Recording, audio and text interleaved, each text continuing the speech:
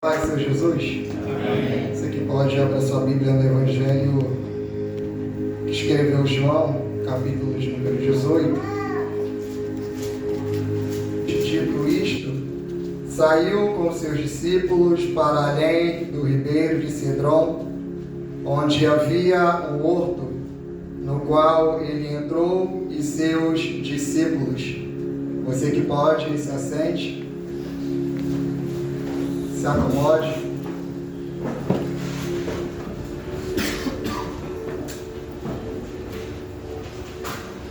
Jesus acabou de dar as últimas instruções aos seus discípulos. Ele estava falando a respeito da crucificação, ele estava falando a respeito da vinda do Espírito Santo.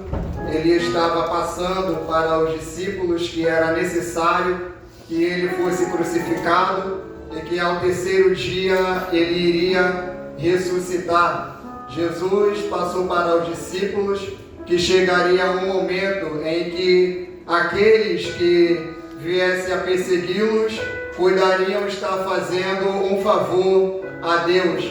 E após Jesus passar as instruções para os discípulos, ele vai para o vale de Cedron, ele vai para o Getsemane. O Getsemane ele ficava bem próximo do Monte das Oliveiras. Getsemane é uma palavra grega cujo significado quer dizer lugar de prensa, lugar de ser prensado. Jesus ele está no Getsemane, próximo ao Monte das Oliveiras. E nós podemos ver assim que Getsemane, Monte das Oliveiras, é um lugar onde se espremia ou se prensava a azeitona. Era um monte onde havia abundância de oliveiras. A árvore oliveira, ela chega na sua maturidade durante os seus 15 anos. A árvore de oliveira, ela cresce 6 metros de altura, e a azeitona ou azeite tem muitas especialidades que é de suma importância para o ser humano. Jesus ele não entrou em um jardim aonde havia abundância de videiras. Jesus não entrou em um jardim aonde havia abundância de uvas. Ainda assim, a uva ela também precisa ser pisada para produzir o seu suco, para produzir o vinho. Jesus ele não entrou em um ambiente onde havia abundância de figueira, ainda que o figo ele precisa ser ferido para que ele possa amadurecer. Porém, Cristo ele entra em um ambiente onde havia abundância de oliveiras. Cristo, então, simbolicamente, ele é a azeitona que ele será prensado no jardim do Getsemane. Ao entrar no jardim do Getsemane com os seus discípulos, ele dá uma orientação e diz para os seus discípulos orarem a Deus. Ele diz para eles clamarem ao Senhor. E Jesus ele vai se distanciar um pouco dos seus discípulos e ele vai orar ao Senhor Deus por aquele momento de grande tensão, de grande pressão espiritual, emocional e físico que ele está enfrentando. Antes de Cristo começar a ficar ensanguentado nas mãos dos soldados, ele já vai ficar ensanguentado no próprio Getsemane. No Getsemane, aqui, ainda não há ninguém batendo em Jesus, espancando o Senhor Jesus. Porém, todo aquele momento de tensão vai fazer ele suar gotas de sangue. Cristo vai sofrer de coágulo sanguíneo e ele vai começar a transpirar sangue e suor. Porque Jesus ele havia dito e aberto seus corações para os discípulos ao dizer que a sua alma estava angustiada até a morte. E pela alma de Cristo estar angustiada até a morte, Cristo já estava antevendo tudo que ele iria passar nas mãos dos judeus e tudo que ele iria passar nas mãos dos romanos. Cristo, ele começa a chorar, Cristo, ele começa a suar, Cristo, ele clamando a Deus, ele diz: Pai, se possível for, passa de mim este cálice, porque Cristo, ele não quer tomar deste cálice. Cristo, ele está com medo de tomar deste cálice. Cristo está com medo da morte. Cristo está com medo da tortura. E nós podemos compreender o medo de Cristo, porque Cristo, ele está 100% homem. Cristo não é 50% Deus, 50% homem. Se Cristo fosse 50% Deus, 50% homem, Cristo seria um semideus. Cristo não é semideus. Cristo, ele é 100% homem. A Bíblia diz em Filipenses que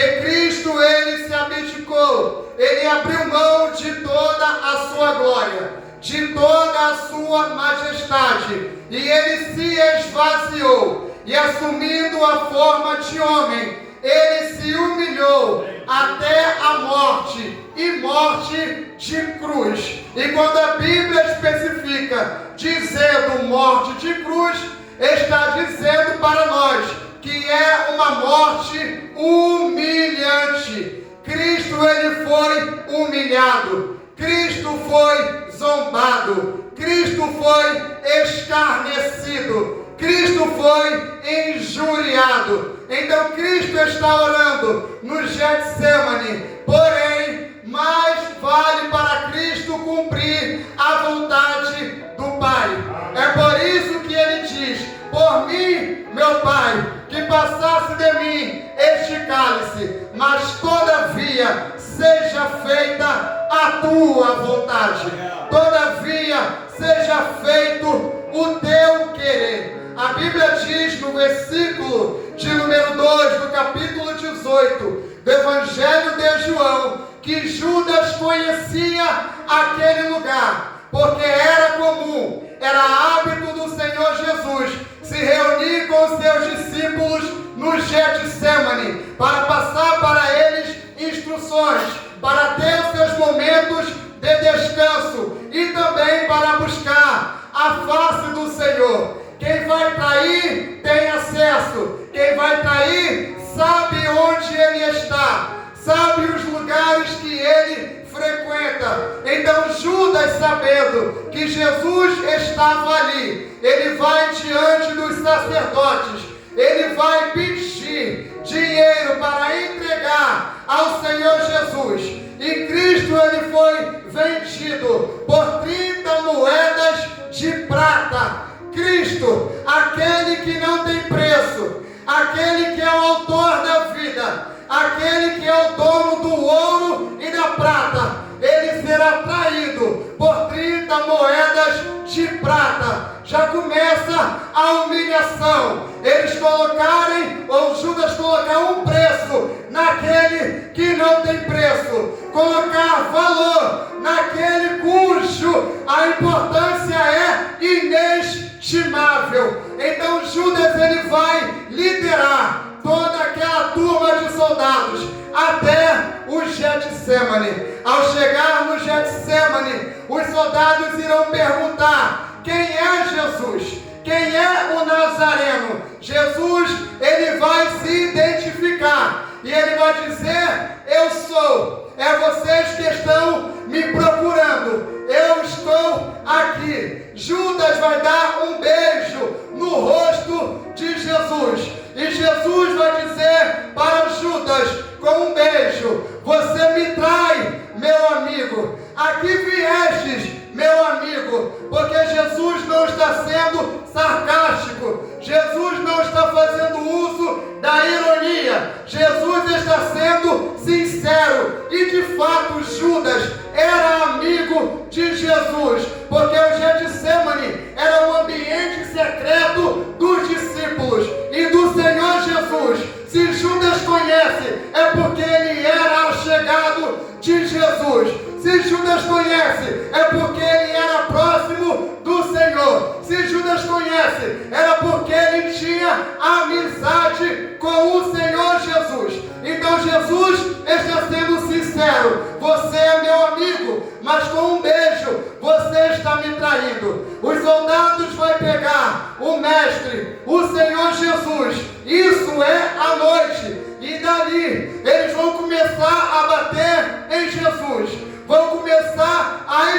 contemplar a face do Senhor Jesus.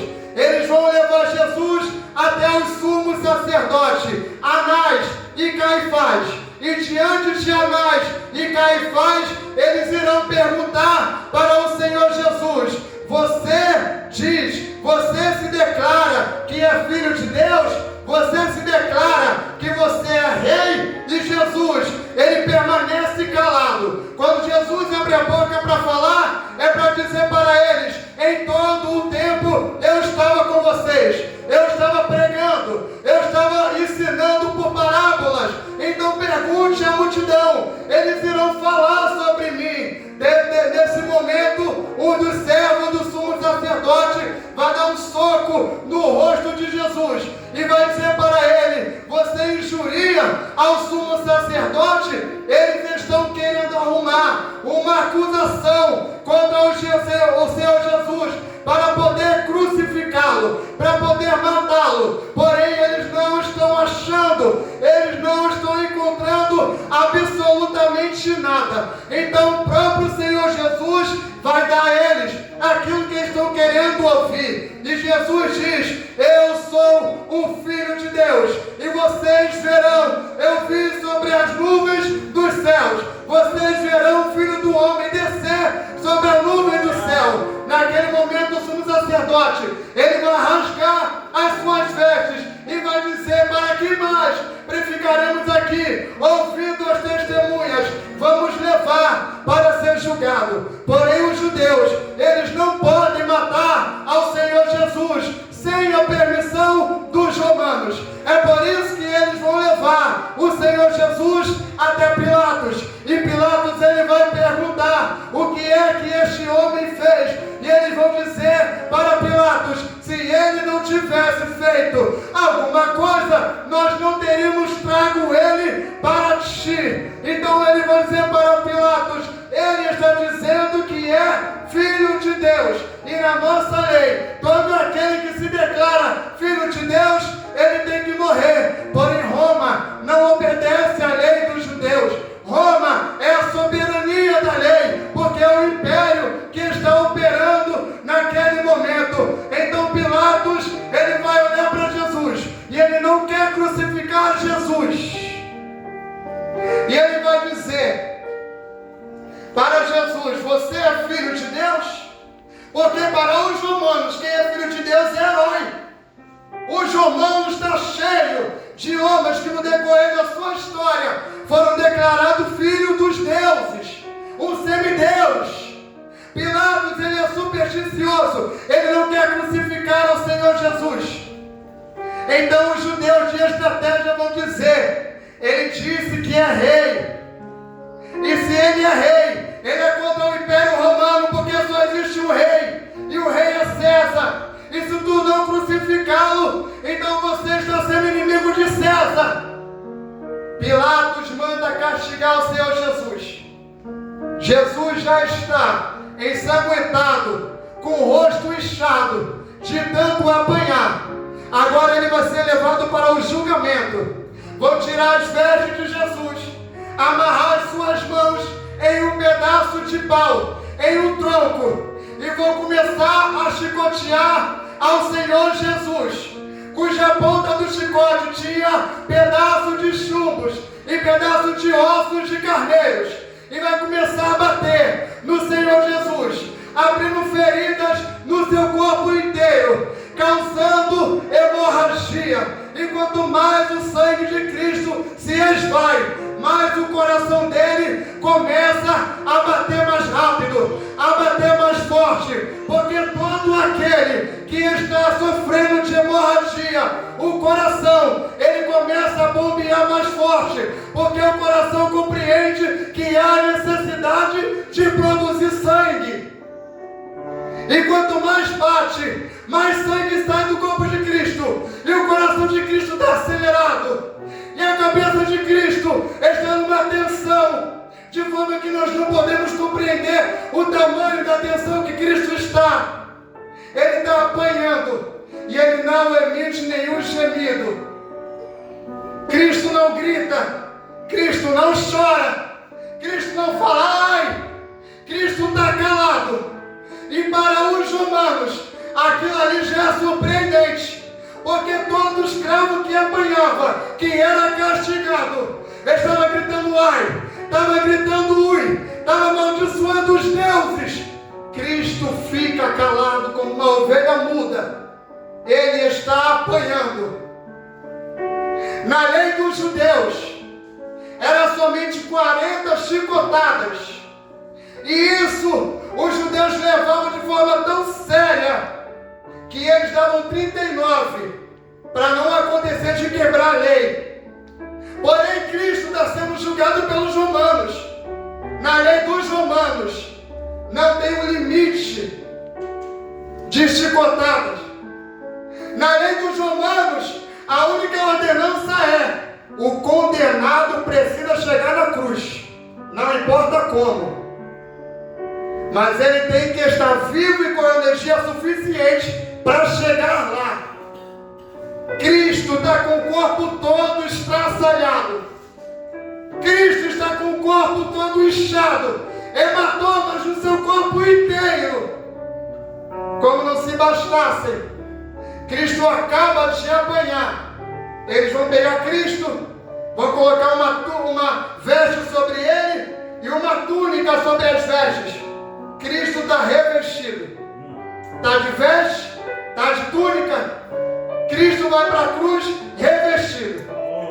Ele vai passar o seu período de humilhação revestido. Ele vai sofrer injúria, escárnio e zombaria, mas ele vai revestido. Cristo está indo para a cruz revestido. Tem uma escolta que está cercando o Senhor da vida. Cristo tem em sua cabeça uma coroa de espinho. Cristo tem um caniço em suas mãos. Os romanos zombam dizendo: salve, salve, rei dos judeus. É inscrito a acusação, porque todo condenado tinha uma placa bem grande com a sua acusação. A acusação de Cristo era: rei dos judeus.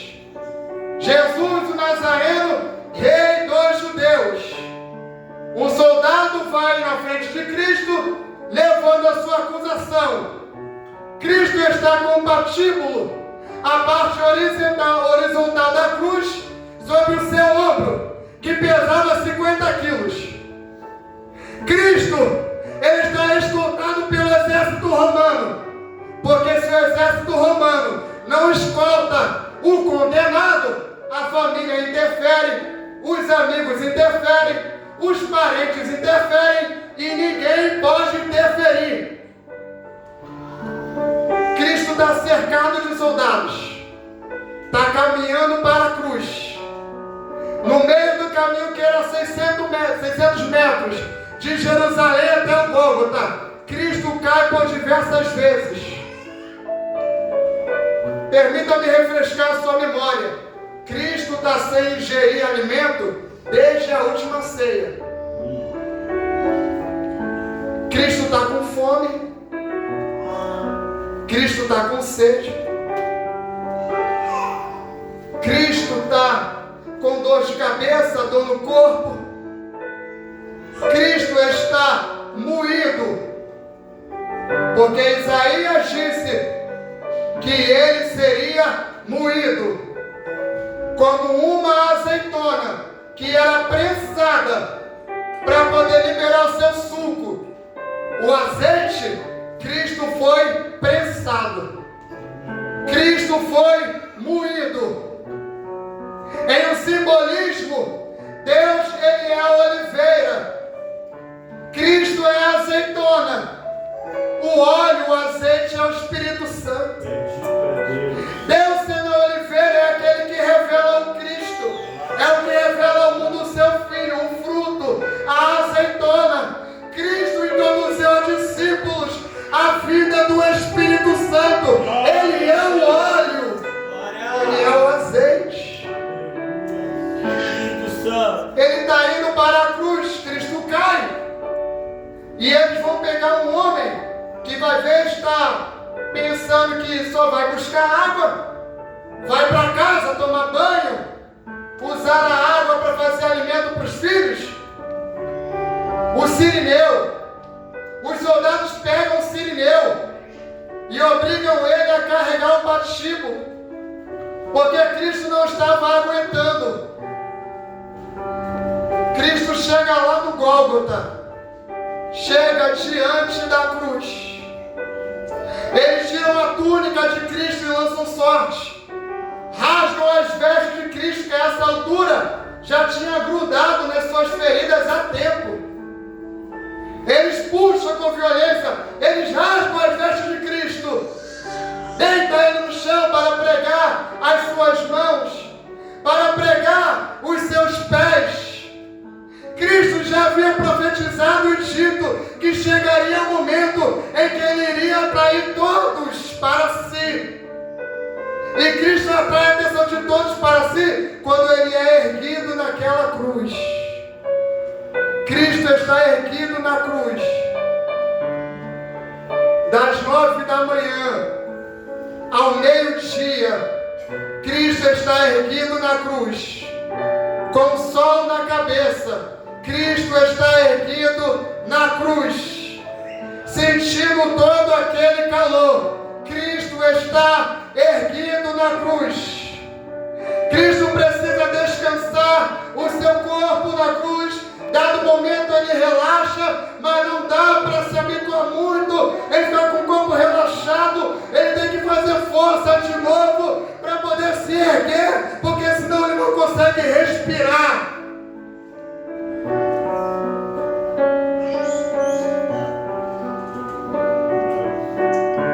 Os soldados escoltando ao redor da cruz, uma multidão enfurecida, influenciada pelo sinédrio, gritando crucifica. Uma outra parte da multidão chorando em prantos, junto de Maria, mãe, junto de Maria Madalena, junto de João, chorando, vendo o mestre sendo crucificado.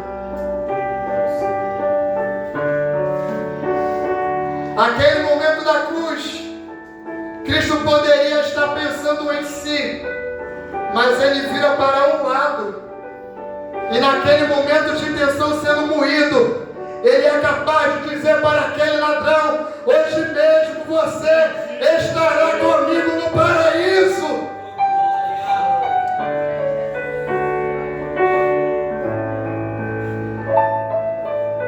Cristo entrega o seu espírito, ele morre. José de Arimateia vai pedir permissão a Pilatos para poder sepultar ao Senhor Jesus, e Pilatos permite.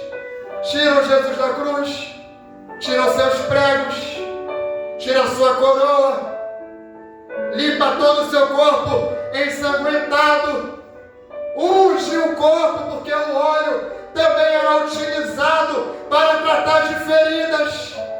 Unge o corpo do mestre com óleo, com bálsamo, com mirras aromáticas. Colocam ele na sepultura. O sinédrio diz para Pilatos selar aquela sepultura. Ele sela, coloca o selo do Império Romano. Ninguém pode abrir.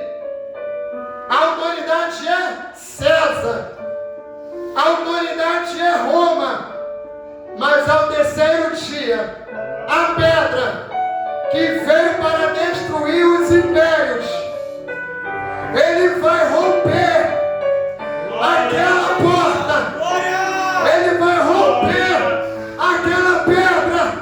Aleluia! Cristo vai romper. O anjo desce. Os soldados, ao olhar para o anjo, vê o seu rosto como relâmpago. Era de manhã, madrugada, mas do nada parece que ficou meio-dia, devido ao brilho dos anjos. Eles vão abrir a sepultura. Jesus vai sair da sepultura, triunfante, exaltado. Ele vai sair da sepultura com o nome que é acima de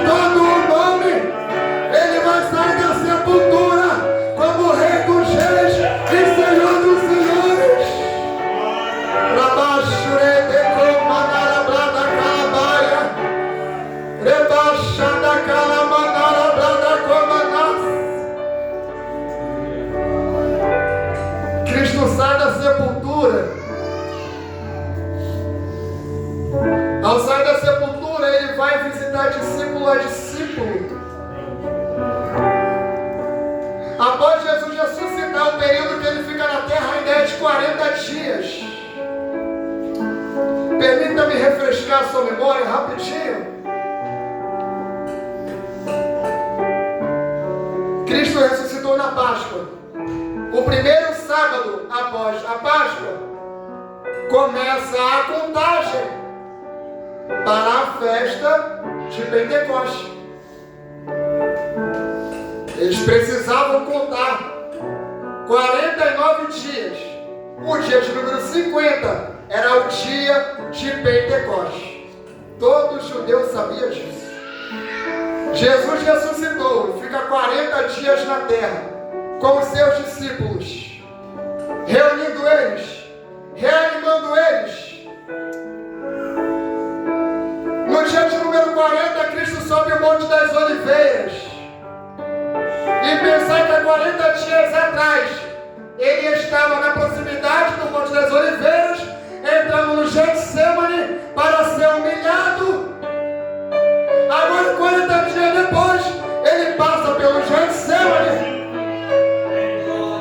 triunfante e exaltado.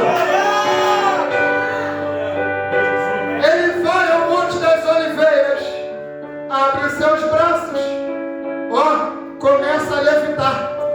Ele começa a subir. E os varões galileus estão atônitos olhando para ele. E Cristo sobe. Cristo sobe. Aparecem dois anjos. A nuvem oculta o Senhor Jesus. Os anjos vão dizer para os varões galileus: porque vocês estão atônitos olhando para o alto? Este mesmo Jesus que vocês estão vendo subir, ele vai descer. Ele deixou uma promessa, ele vai descer. Ele vai descer. Cristo está vindo. Cristo está vindo. Cristo está descendo. Ficar em Jerusalém até que do alto sejais revestidos de poder. Pensa em um tempo de festividade. Jerusalém está lotada, cheia. Jerusalém está cheia e lotada de estrangeiros que estão vindo para a festa de Pentecostes. Você lembra que lá no Antigo Testamento, o Reino Norte, ele foi levado cativo para diversas nações. O Reino Sul foi levado para a Babilônia. Os descendentes dos judeus, os descendentes do povo de Israel, que nasceram nessas nações, estão vindo para a festa de Pentecostes. Eles estão entrando em Jerusalém. Por isso que em Atos 2, Lucas vai dizer que havia ali gente de todos os povos, de todas as línguas, e eles compreendiam o que eles falavam. Variedade de línguas. Eles estão reunidos, mas para quê? Para a festa de Pentecostes. E os discípulos estão no cenáculo, aguardando a promessa da descida do Espírito Santo.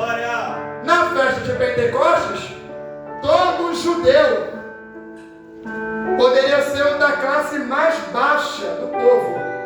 Eles tinham uma oferta em mãos para trazer para o templo a primícia da terra. Eles não recolhiam primeiro para eles. Eles recolhiam o primeiro fruto da terra e levavam para o templo, porque era mandamento.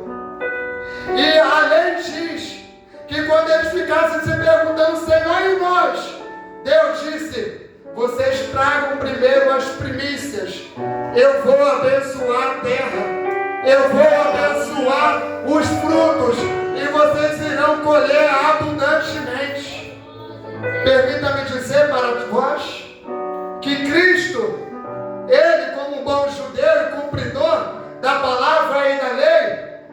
não chegou no céu de mãos vazias. A festa de Pentecostes, a descida do Espírito Santo, as 3.000 almas que se renderam, é a primícia de Cristo para o Pai. É Cristo chegando dizendo aqui, Pai, 3.000 almas, as primícias, vai ter mais. Vai ter mais, Pai. Porque mais irão se render, mais irão se arrepender a Ti. Está aqui 3.000 almas. O Espírito Santo, em toda a Bíblia, um dos simbolismos para o Espírito Santo é exatamente o azeite. Vamos pensar na palavra do Senhor? O azeite foi utilizado como combustível. Lembra da lei? Na construção do tabernáculo, o candelabro de ouro, as lâmpadas acesas, o que conservava era o azeite, combustível. Lembra de Mateus 25? As 10 virgens com suas lâmpadas, combustível, era o azeite. Lembra do Salmo 119, versículo 105? Lâmpada para os meus pés é a tua palavra e luz para o meu caminho. Combustível, era o azeite. O Espírito Santo, ele é o nosso combustível. Nós precisamos do Espírito Santo para se manter aceso, para se manter iluminando. Lembra o que Jesus disse? Vós sois a luz do mundo. Que ideia Cristo tinha de luz? A lamparina, que o combustível era o azeite. Vocês são a luz do mundo. Vocês precisam de azeite. Vocês precisam do Espírito. Do Espírito Santo trabalhando com vocês. O azeite era utilizado para consagrar. Era derramado na cabeça de sacerdote, na cabeça de rei, na cabeça de profeta. O Espírito Santo é aquele que nos dá autoridade e poder. É por isso que nós seríamos revestidos de poder. Porque o Espírito Santo, como simbolismo do azeite, é aquele que dá o poder. É aquele que derrama o poder. É aquele que derrama o poder sobre a nossa vida para fazer a obra do Senhor. Para cumprir a vontade de Deus. O Espírito Santo, o azeite, ele era utilizado também no cabelo e no rosto. Lembra de Eclesiastes? Em todo tempo sejam alvo as tuas vestes e nunca falte sobre a tua cabeça óleos de alegria. Isso era hábito dos judeus. Derrama óleo sobre a cabeça, derrama óleo sobre o rosto. Lembra do salmo da comunhão? É como óleo precioso que desce sobre a cabeça, que vai caindo sobre a barba, sobre as vestes de Arão. Nós precisamos do azeite na nossa vida para refletir o brilho do Espírito Santo, o brilho do Espírito Santo.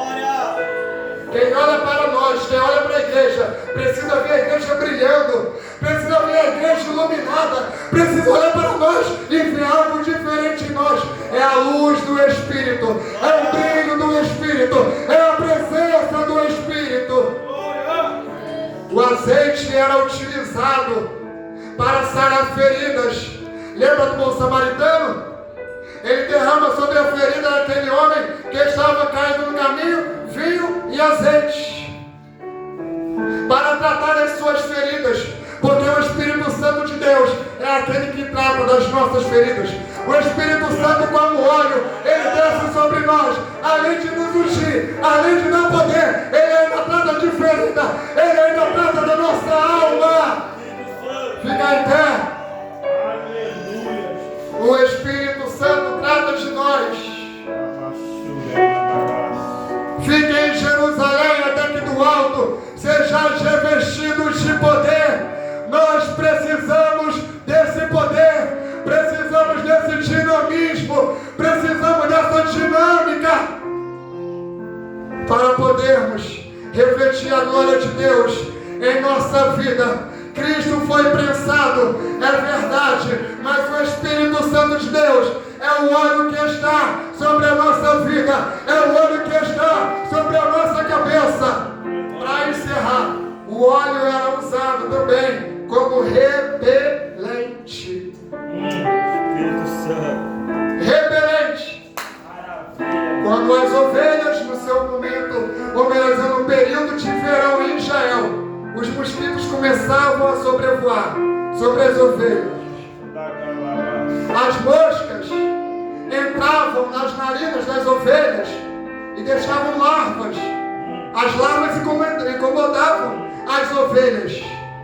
As ovelhas incomodadas batiam suas cabeças na parede, batiam suas cabeças no chão, em uma árvore, se feriam, algumas delas morriam por causa disso. O que o bom pastor fazia? Ele derramava azeite sobre as ovelhas, porque o azeite era repelente. A mosca não chegava aonde tinha o azeite.